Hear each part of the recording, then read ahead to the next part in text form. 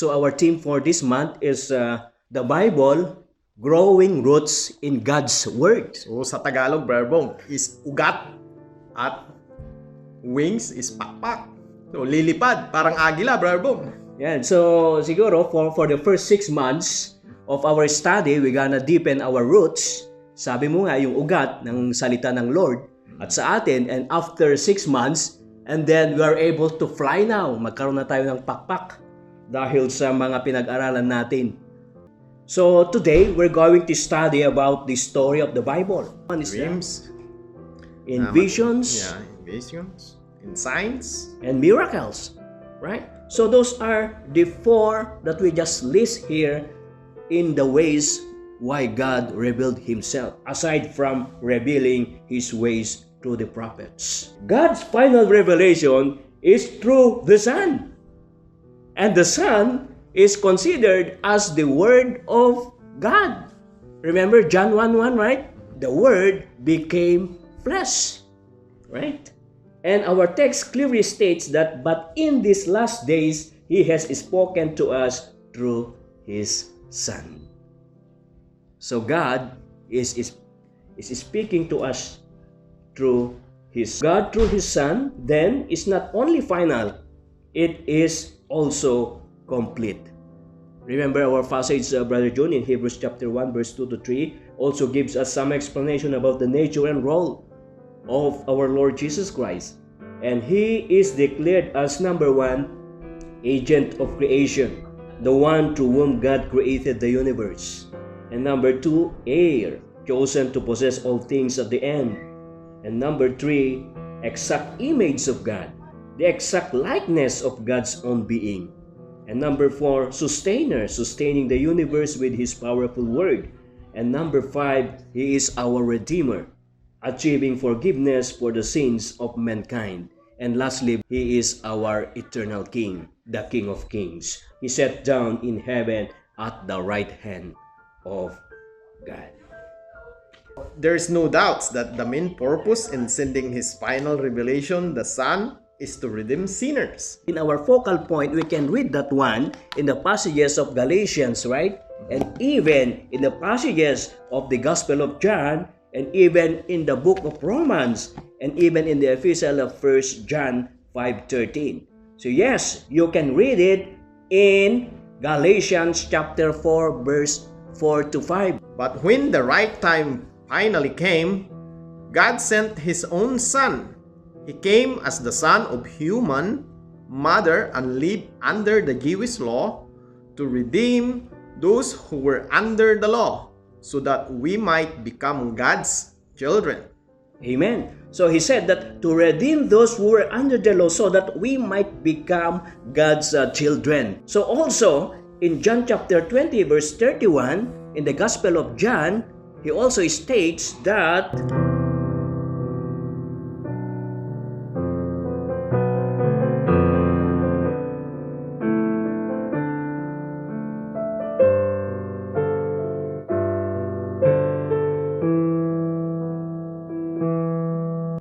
the other purpose of God revealing Himself to us is to give us hope. And we can read that one in Romans chapter 15, verse 4.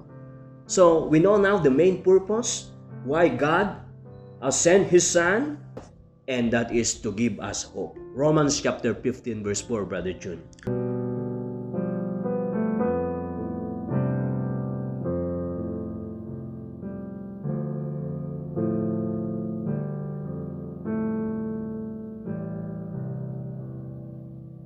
And another purpose of God for revealing Himself to us is to warn us also.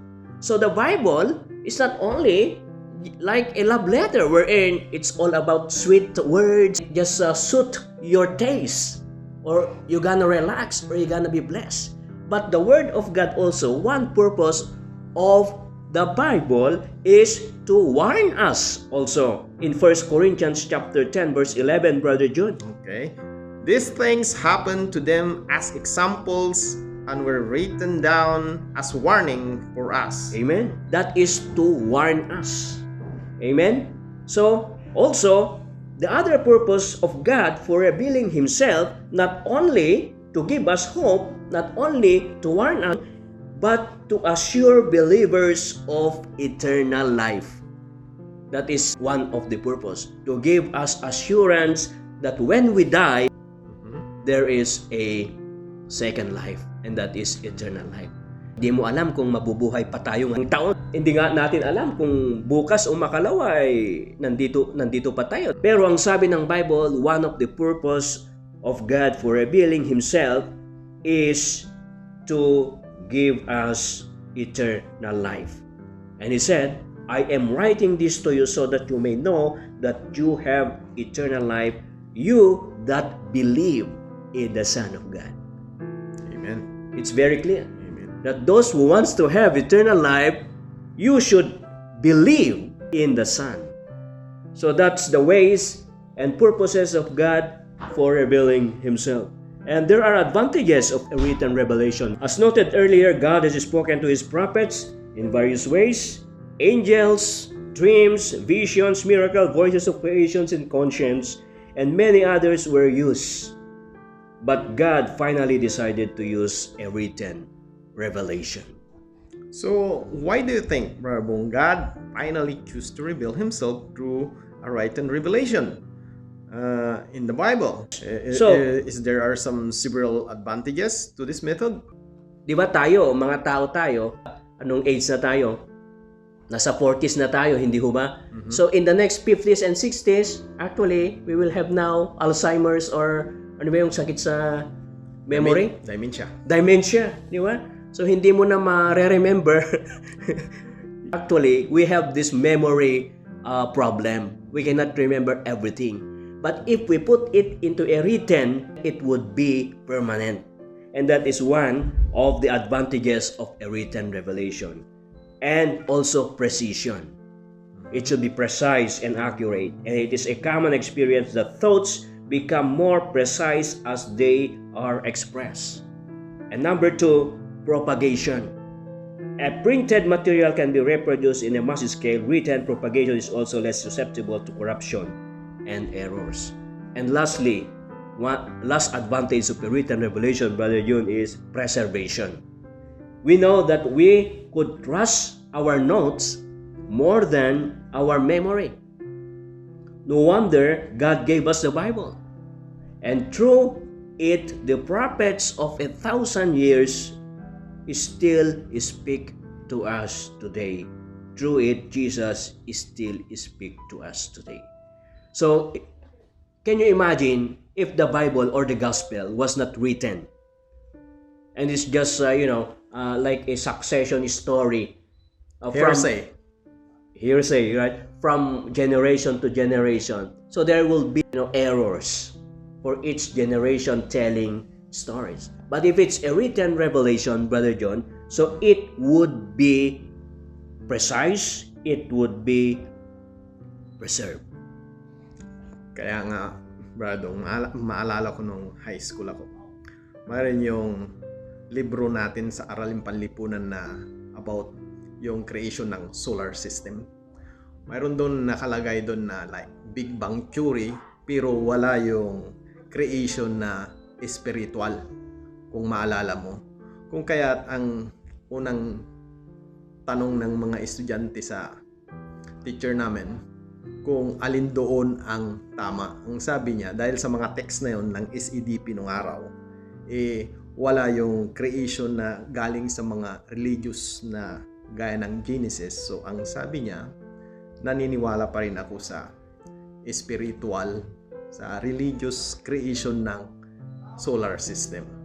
Na ang Panginoong Diyos talaga ang siyang naglikha ng solar system, hindi lang gawa-gawa ng Big Bang Theory. Amen. Yeah. Kasi nakasulat na yan. That's one of the advantage of a written revelation, Brother John. Kasi nakasulat na sa Genesis 1:1 pa lang. At that in the beginning, God created the universe. So, kung walang nakasulat na yan, siyempre, marami na sigurong mga theory, hindi lang Big Bang, kundi kung ano-ano na lang na mga ideas or theories about creation. But, if it's a written revelation, then it is precise, it is preserved. Amen. That's why, as Christians, we believe in the creation story because it was written in the book of Genesis, Brother John. Alright. So, sa conclusion natin, Brother Bong, So remember God's purpose for revealing Himself and in the form of a love letter. And the Bible is the love letter of God. Sa panahon natin noon, Brother John, mga 90s tayo nagbinata. Wala pang mga cellphone, wala pang internet noon. Internet. So ang ginagamit natin ay text. love letter. Text. Yan, text one. Yeah. So, di ba nakapila ka pa dun sa PTNT para sabot, para lang tawagan ng iyong liniligawan nung araw. O kaya ay mag-send ng telegrama at pagkatapos ng 5 months or 3 months, saka lang nila matatanggap. Sa katunayan, hindi ko naranasan yung Brother Bong. Talagang yung sulat. Yan, bumibili ka pa ng linan nung araw, yung mabango na papel. Yun ang mga sulatan mo nung araw. Oo. Hindi yung text-text o tawag-tawag dahil mga mayayaman lang nakaka-upload nun during that time. So, sulat is the easiest way na pwede mong balik-balikan. At, of course, naitatago mo rin. Di ba? Hindi siya nasisira. Even now, kung gusto mo siyang i-duplicate. Kaya nga, yung written word talaga, Brother John, yung mga love letter is precise, you can propagate, and you can preserve. Kaya nga, ang unang tanong ko, kung may tanong kayo, sabi ng teacher ko sa Aralin Panlipunan nung high school ako, sabi niya, sabi ko, sino ba ang gumawa ng Biblia? Yun ang tanong ko Sabi niya may mga disipulo doon na nagsulat doon, sabi niya. Pero ang gusto ko lang sanang marinig sa kanya, nung ginawa ang Biblia, historic period na ba yun o kaya prehistoric na ang ibig sabihin na ang kasaysayan ng unang panahon na yun ay naisusulat na ng mga sinaunang tao dahil alam natin, Brother Bong, na ang unang mga sibilisasyon nung araw, ang unang palatandaan na civilized ka na ay marunong ka nang sumulat at i-record ang mga pangyayari at history ng inyong mga angkan, di ba, Brother Bong? So, before Alexander the Great, na isusulat na. So, ang katunayan lang nun, sino ba ang mas nauna? Alexander the Great ba? O ang history na Jesus Christ? Ayan, magandang tanong yan, Brother John, kasi nandun sa succeeding Bible lesson natin, mapapag-aralan natin yan. Okay. Kasi alam mo na ang Biblia ay nakasulat, sa New Testament ay nakasulat sa Greek language. At yung panahon ni Alexander the Great, ang parang universal language noon ay Greek. Diba? Amen. Pero in the Old Testament, it was written in the language of the Hebrews. Ayan. Pero mapapag-aralan natin yan. Tama yung sabi mo, with the span of 1,500 or 1,600 years, yun yung lifespan na sinulat yung Bible. And there are 36 to 40 authors.